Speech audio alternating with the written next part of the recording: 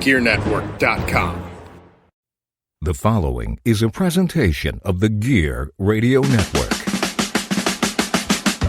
You're listening to the Better Live Than Dead podcast on the Gear Radio Network.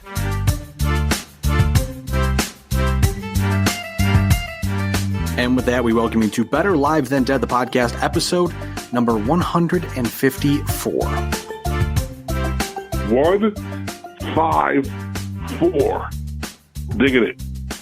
NFL Week 11 cast powered by Better Live Than Dead and the Gear Radio Network. You can hear us on BetterLiveThanDead.com, Apple Podcasts, Google Play Music, iHeartRadio, Pandora, Spotify, YouTube, and wherever else you listen to podcasts.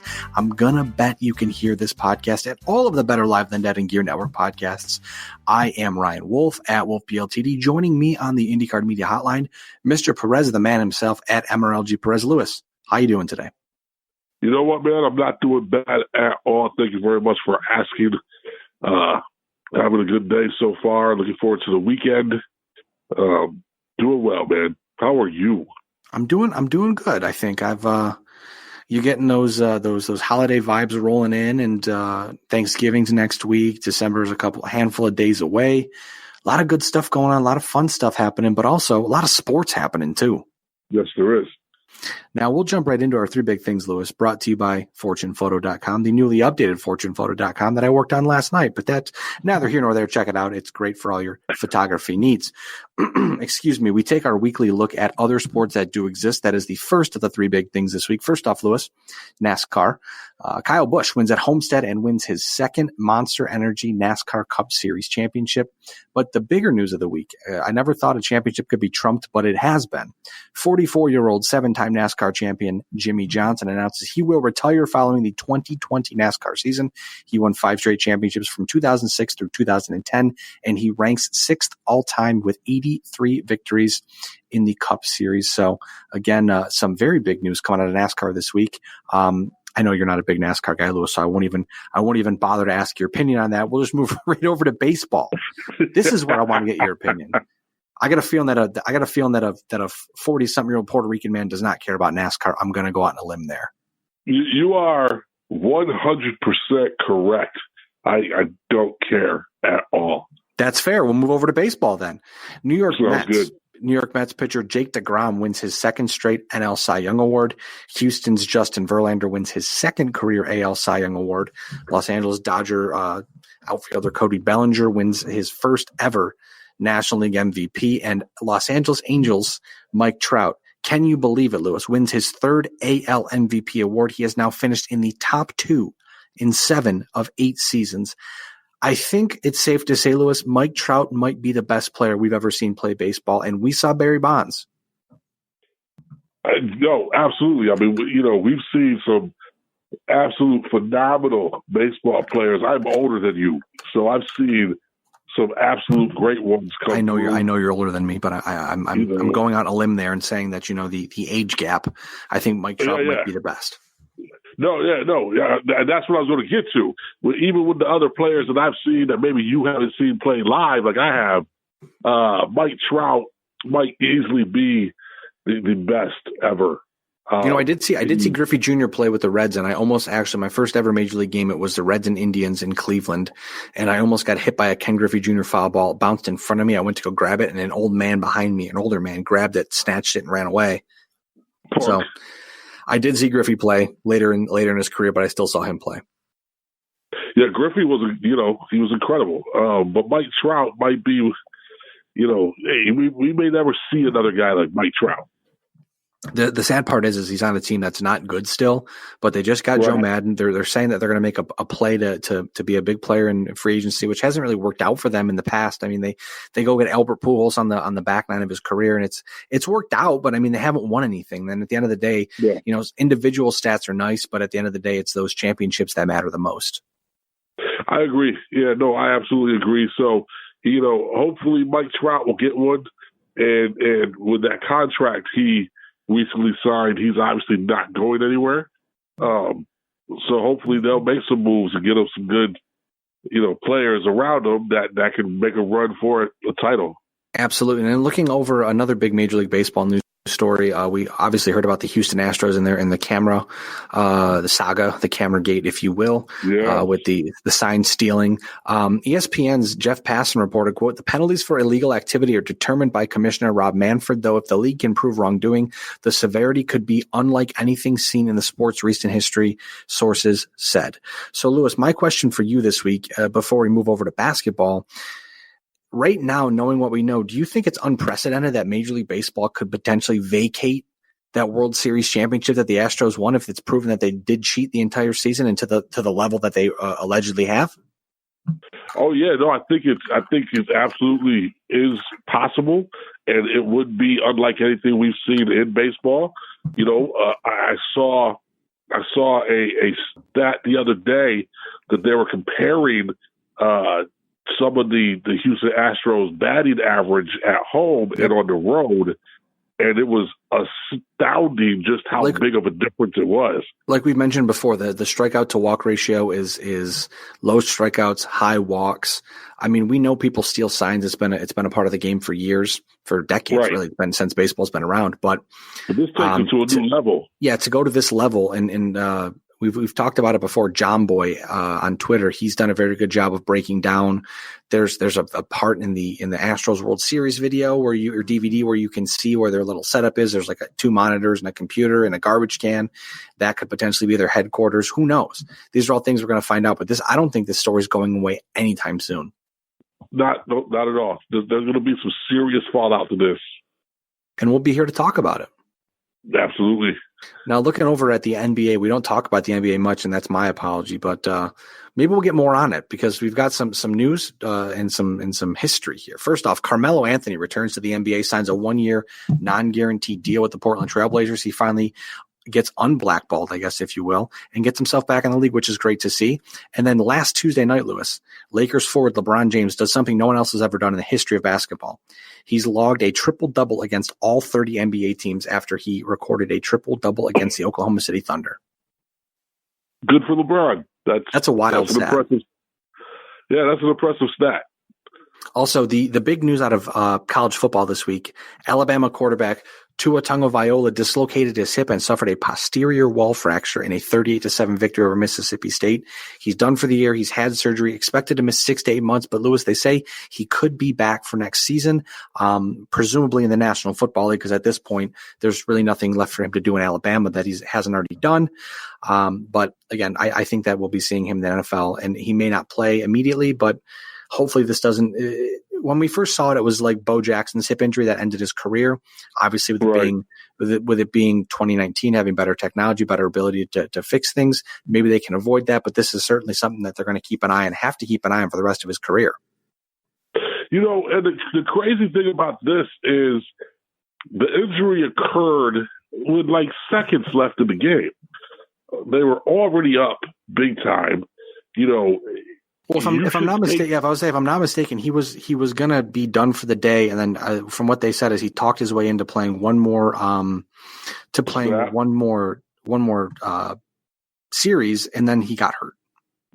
Yeah, and that's just, you know, as the people who are supposed to be looking out for him, the coaches, and you know, if you're up like that, just sit down. You've already had some. And this is one of those things that will just hammer that home further. Oh yeah, absolutely. And this is going to make them fall out of the top 5. Excuse me. Absolutely. You know? Well, it's going to hurt them. I mean, they've already lost to LSU, but this is obviously going to it could potentially hurt them in the long run in terms of trying to get back into the national title picture. And then if they do, they don't have Tua. I'm talking about Tua's draft prospects. Oh, for sure. It's gonna be someone's going to have to take a risk. Yeah, someone's going to have to take a big risk on Tua. And that injury just cost him potentially millions of dollars. I'm sure it did. Cost him. But the thing is that if he can come back from this injury, I mean, it may shorten his career. But again, it doesn't. You know, as we talked about, it's all about if you can win a championship, and if you can do that, then you're good to go. And it definitely seems as if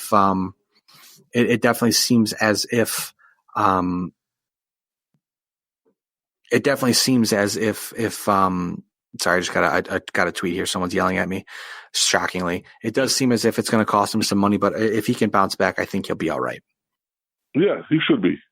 Now, moving on to our second of the three big things, our normal. Our Week 10 rewind is our weekly look back at the National Football League. Lewis, it was upset week in the National Football League, but first off, before we get started, we got to talk about Cleveland and Pittsburgh. We've had time for this to sit and marinate for almost a week and a half now because this happened a week because it happened last Thursday night. So a week and a day. So we've had 8 days to think about this. Coming at you obviously a little later this week with the BLTD podcast. But Myles Garrett, defensive end for the Browns, was ejected from the game after hitting Pittsburgh quarterback Mason Rudolph in the head with his own helmet following a scuffle. Replays did show Rudolph attempted to rip Garrett's helmet off in frustration after a hard sack.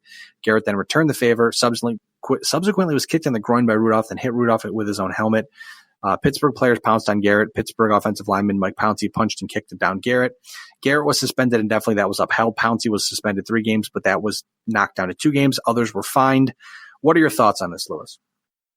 Well, first of all, I think the whole situation was banana crackers. This was another thing. It came very late in the game. The game was almost over.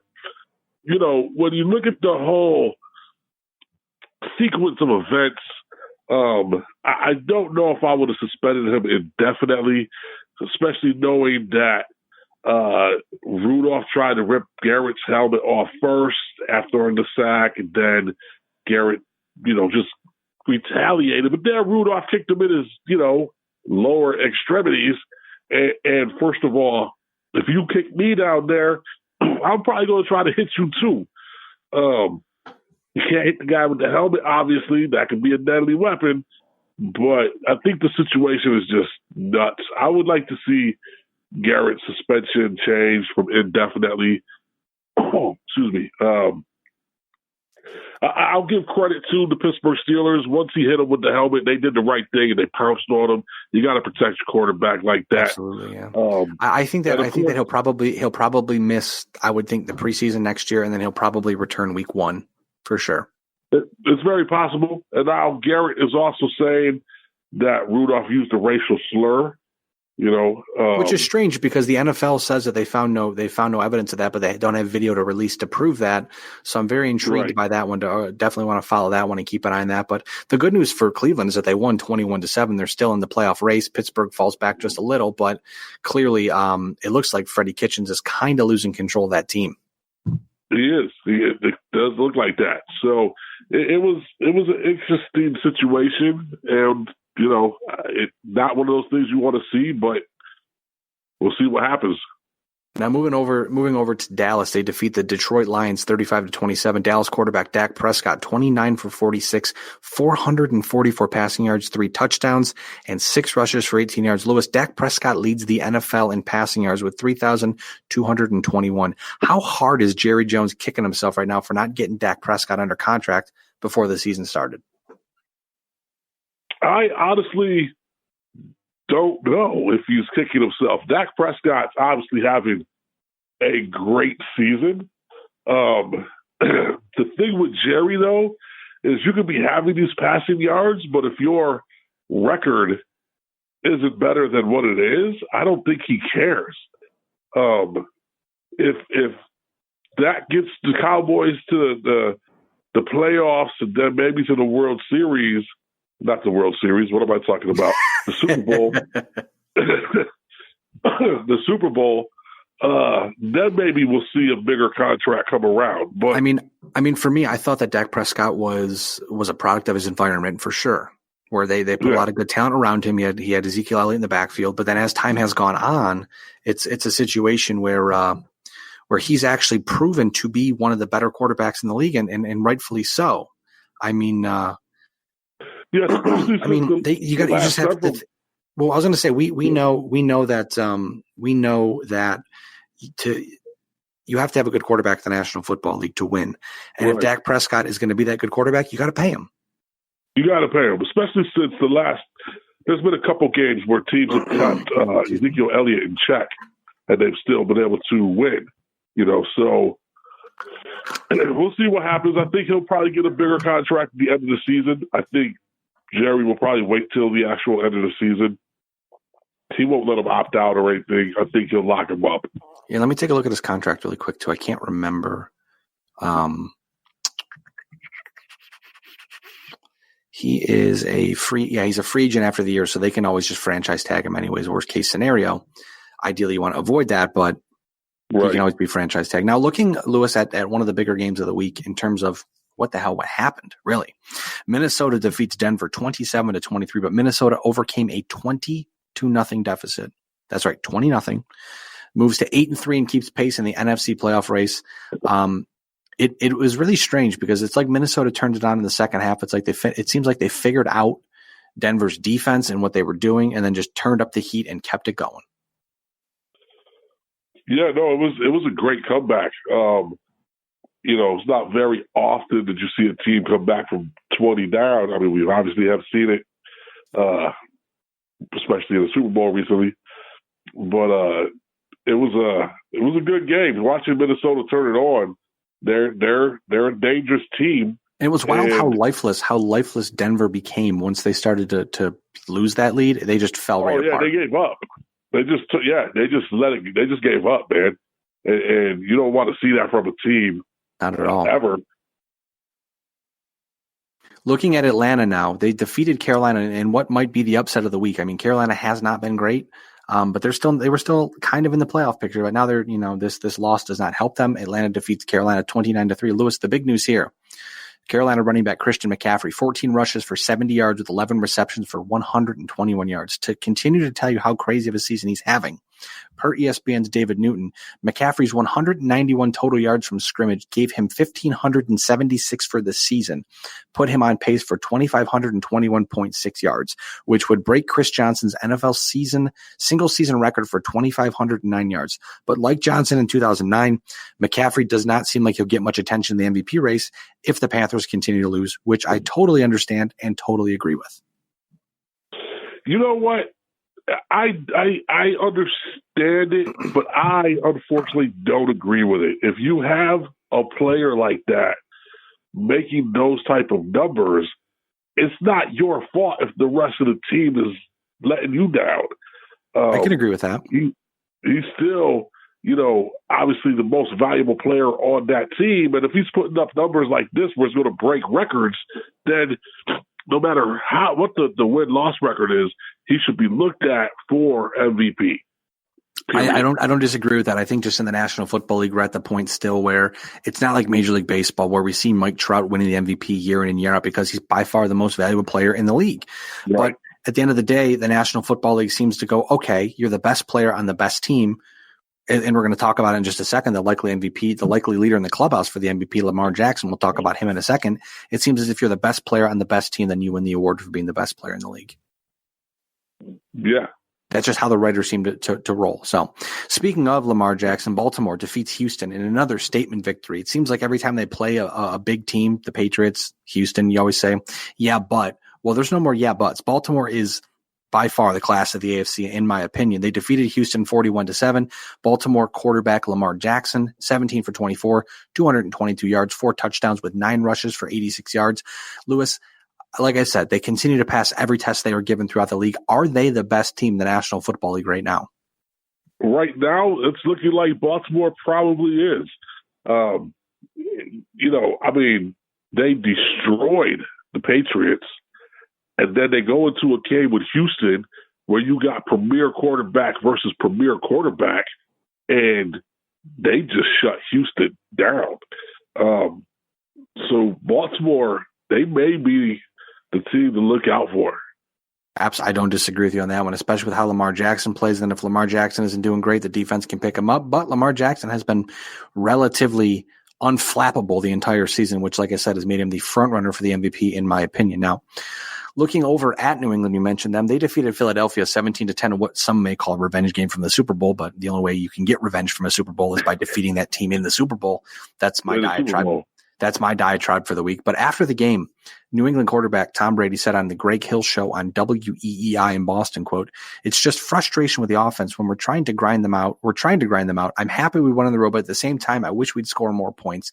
Now, New England's offense, Lewis, is I believe in the bottom half of the league this season. They're struggling.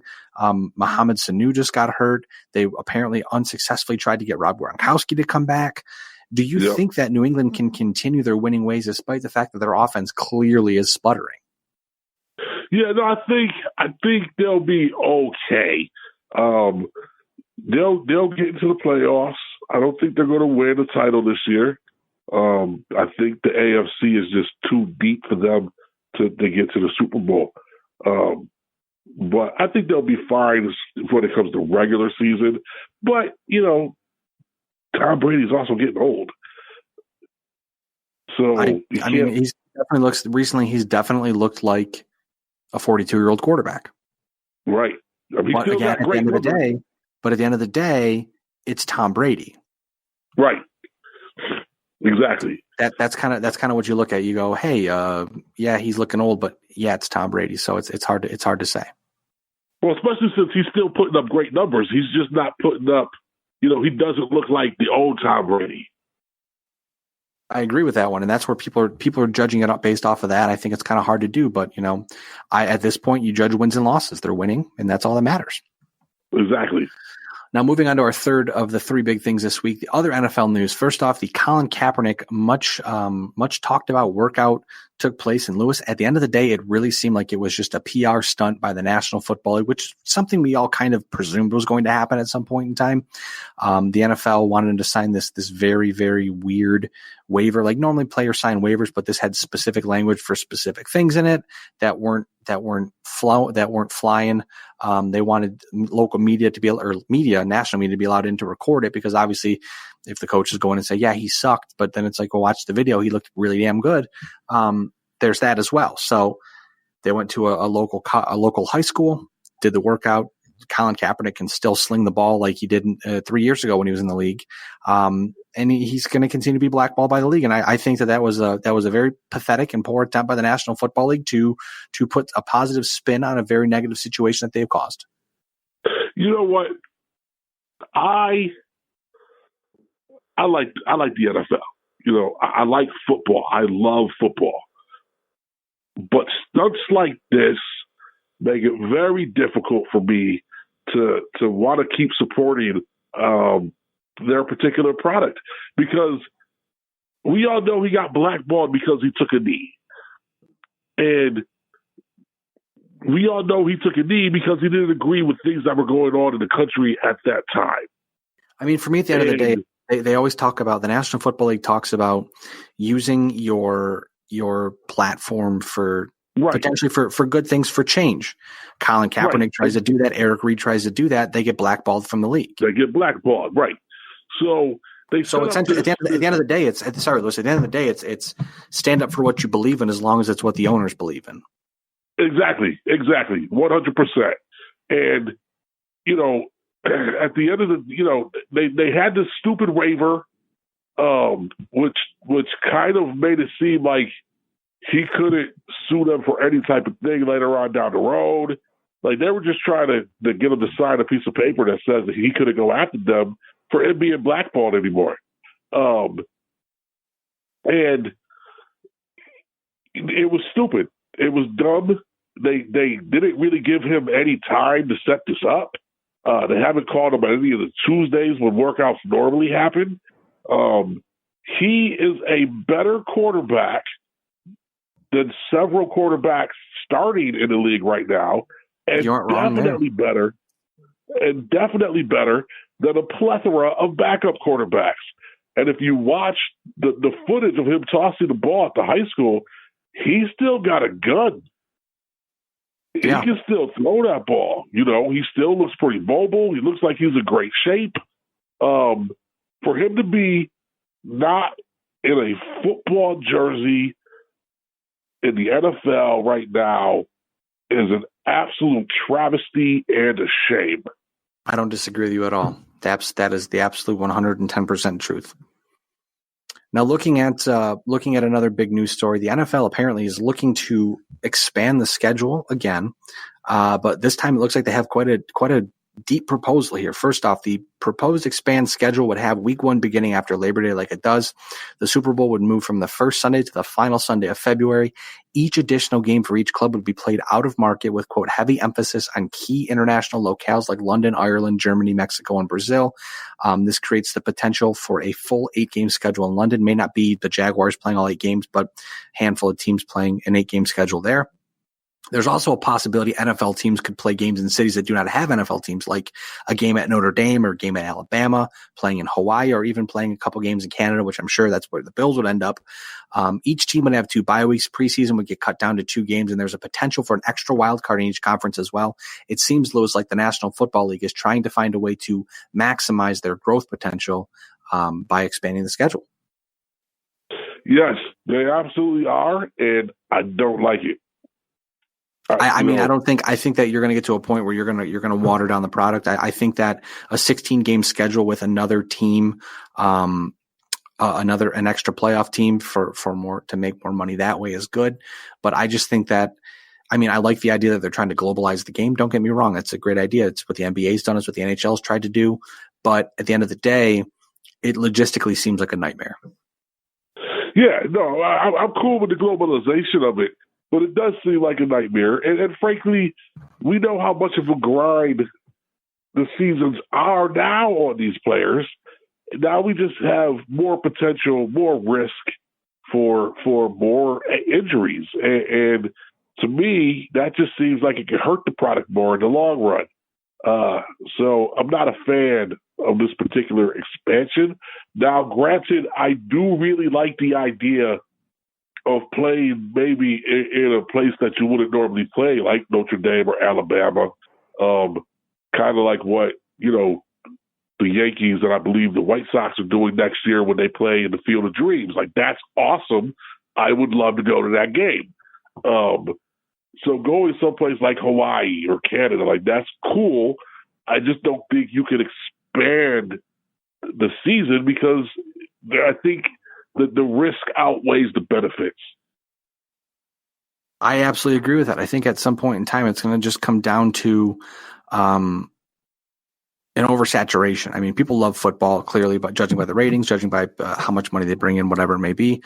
But like I said, end of the day, I think you're definitely going to run into a point where you're going to oversaturate and people are just going to not care. And then once that happens, you've already bitten off more than you can chew. And I don't know if it's, I think the 16 game schedule in terms of money, in terms of players' health, it works. And I think that you got to keep, if it ain't broke, don't fix it, essentially.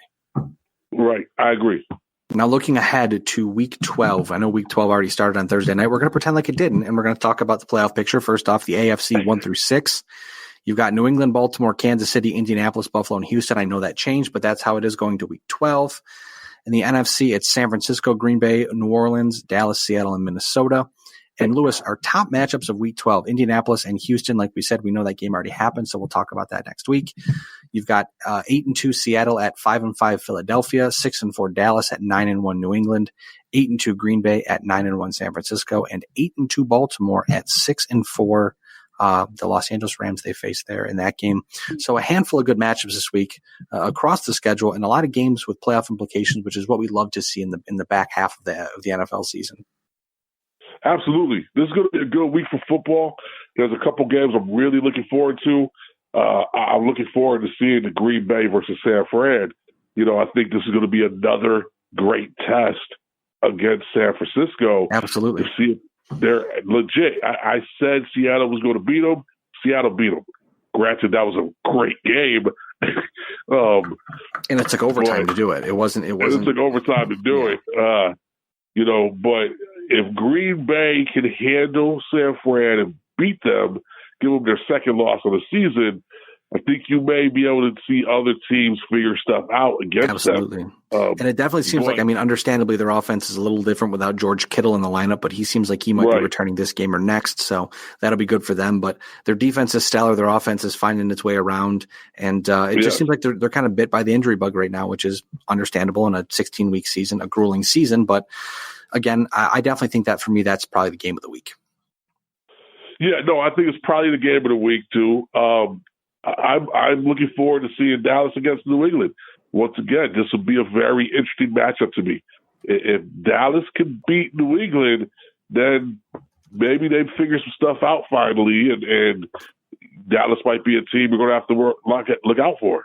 At some point in time, the Cowboys need to start putting it together. They clearly have had some trouble with that this season, but Yeah, they just got to figure out a way to beat the Patriots, and I don't know if they're going to be able to, but we'll see. That'll be a definitely. I think the record of 6-4 against the Patriots record, it might double things up a little because you're like, oh, the Cowboys aren't that great of a team, but they're leading their division. So clearly, you're going to want to pay attention to that, and then go from there. And we'll keep an eye on it. We'll talk about it next week.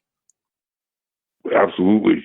Now, with that being said, I have to go back to work. So, Luis, I will let you get going, and I will let the listeners get going. Luis is at MRLG Perez on Twitter. Luis, thank you for joining me this week. Thank you very much. Thanks for having me. I am always a pleasure. I am at Wolfe BLTD on Twitter. As always, we are better live than dead. You're not. We will catch you sometime very soon. Thanks again for tuning in, everybody. The preceding presentation has been brought to you by the Gear Network.